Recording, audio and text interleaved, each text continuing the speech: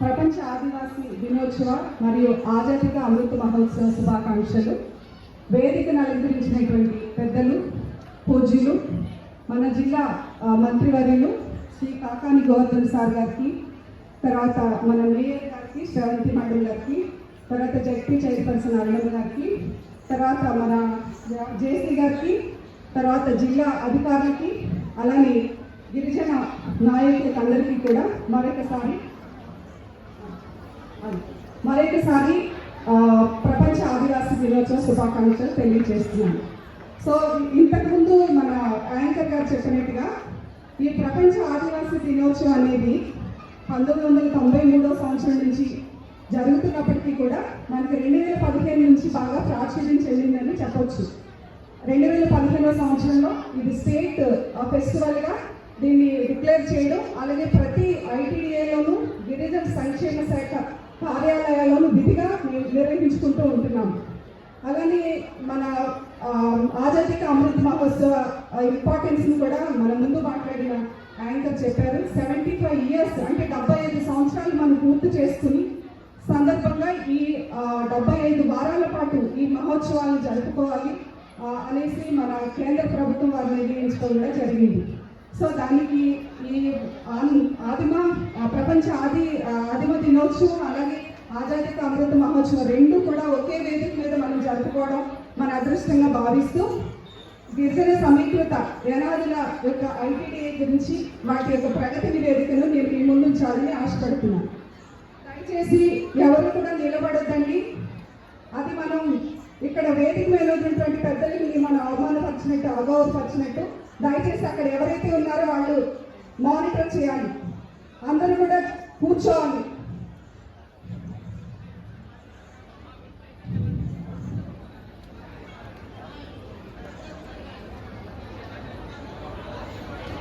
ITDA ద్వారా గత 3 సంవత్సరాల కాలంలో చేపట్టినటువంటి వివిధ పథకాలపై నివేదిక. మైదాన గిరిజన ప్రాంతమైన శ్రీ పొట్టి శ్రీరాములు నెల్లూరు జిల్లాలో సాధారణ జనాభా 26 లక్షలలో 9% అంటే 2,85,000 మంది గిరిజనులు నివసిస్తుండగా అందులో 2,50,000 మంది యానాదులు నివసిస్తున్నారు. వీరికి విద్య, సామాజిక, ఆర్థిక అభివృద్ధికి ఐటీడీఏ కార్యాలయం 2002 సంవత్సరంలో నెల్లూరు నందు స్థాపించడం జరిగింది. అప్పటి నుండి వివిధ ప్రభుత్వ పథకాలు అమలు చేస్తూ గిరిజనాభివృద్ధికి తోడ్పాటును అందించుతున్నది. గిరిజనుల అక్షరాస్యత మన నెల్లూరు జిల్లా నందు 40.49గా ఉన్నది. జగనన్న వసతి దీవెన ద్వారా 6,695 మంది విద్యార్థులకు 5,511,800 మంజూరు చేయడం అయింది. జగనన్న విద్యా దీవెన కింద 6,815 మంది విద్యార్థులు 858.69 లక్షలు మంజూరు చేయడం జరిగింది.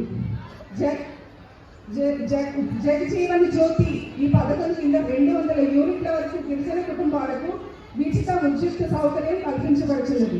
ఈ సంవత్సరం గాను 36,079 కోట్ల రూపాయలు విద్యుత్ శాఖకు మంజూరు చేయడం జరిగింది. అటవీ హక్కుల చట్టం ఈ పథకం కింద 10 మంది గిరిజనులకు 16 ఎకరాల అటవీ భూమిపై హక్కులు కల్పిస్తూ వ్యక్తిగత హక్కు పత్రాలను మంజూరు చేయడం జరిగింది.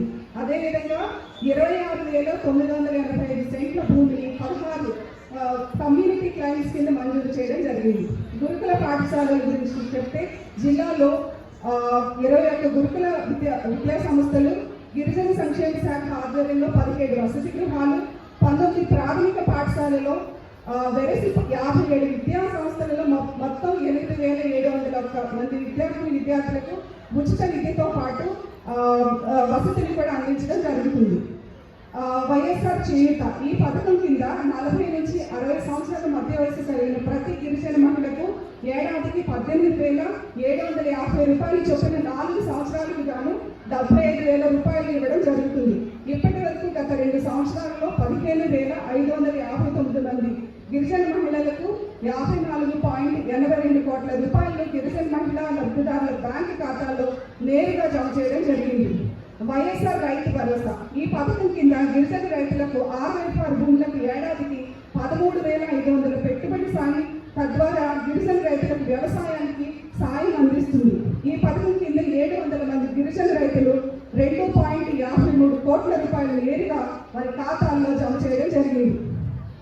ఎస్ఐ టు టిఎస్ఎస్ కింద ఈ పథకం కింద గిరిజన రైతులకు వ్యవసాయ ఆధారిత పథకాలైన పవర్ లీడర్లు, రోటావేటర్లు, ఆయిల్ ఇంజన్లు, మిల్లెట్లు, థైరాయిడ్ స్ప్రేయర్స్ 243 యూనిట్లను వ్యవసాయ శాఖ వారి సమన్వయంతో 92.28 లక్షలు మంజూరు చేయడం జరిగింది.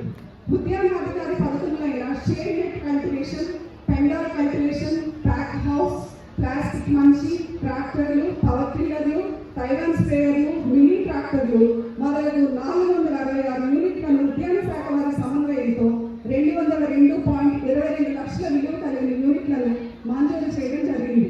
ప్రస్తుతం జిల్లాలో ప్రత్యేకంగా 53 గిరిజన మత్స్యకార సొసైటీలలో 5,475 మంది ఉన్నారు. మత్స్యశాఖ వారి సమన్వయంతో 2 వీలర్ మోపెట్లు, 3 వీలర్ ఆటోలు, ఐస్ బాక్స్లు 656 మంది మత్స్య గిరిజనులకు ఫింగర్ లింక్స్ యూనిట్లను 133.67 లక్షలు మంజూరు చేయడం జరిగింది. ఎన్ఎస్ఎఫ్డిసి ఈ పథకం కింద గిరిజన నిరుద్యోగ యువతకు 2 ప్యాసింజర్ ఆటోలను మరియు 2 బొలారో యూనిట్లను వెరసి 25.20 లక్షల యూనిట్లను గ్రౌండ్ చేయడం జరిగింది. స్పెషల్ ప్లాన్ ఈ పథకం కింద నక్కల ఎరువుల గిరిజనులు చిన్న తరహా వ్యాపారాలు చేస్తున్నట్లు 25 మందికి మొత్తం 22.50 లక్షలు మంజూరు చేయడం జరిగింది.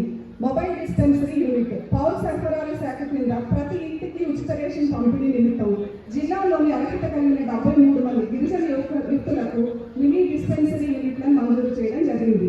ప్రధానమంత్రి వందన్ వికాస్ కేంద్రం రాపూర్ ప్రధాన కేంద్రంగా ఒక వందన్ వికాస కేంద్రంలో 275 మంది సభ్యులతో 15 ఎస్ఎస్జీ గ్రూపులకు ఏర్పాటు చేయడం జరిగింది. ఈ వికాస కేంద్రం ద్వారా అటవీ ఫలసాయాన్ని సేకరించి విక్రయించేందుకు గాను గ్రూప్ సభ్యులకు ఆమ్లా క్యాండీ, నన్నారి షర్బత్ మొదలగు ఉత్పత్తుల తయారీలో శిక్షణ కూడా ఇవ్వడం జరిగింది. ఇంజనీరింగ్ విభాగం జిల్లాలోని గిరిజన శాఖ ఆధ్వర్యంలో నిర్వహించబడుతున్న వివిధ విద్యా సంస్థలను తాను మౌలిక వసతులు కల్పించటకు నూతన భవన నిర్మాణము, రిపేర్లు మొదలగు పనులకు గాను 69.3 కోట్ల అంచనా వ్యయంతో పనులు చేపట్టగా ఇప్పటి వరకు 50.9 కోట్లతో పనులు చేపట్టడం జరిగింది.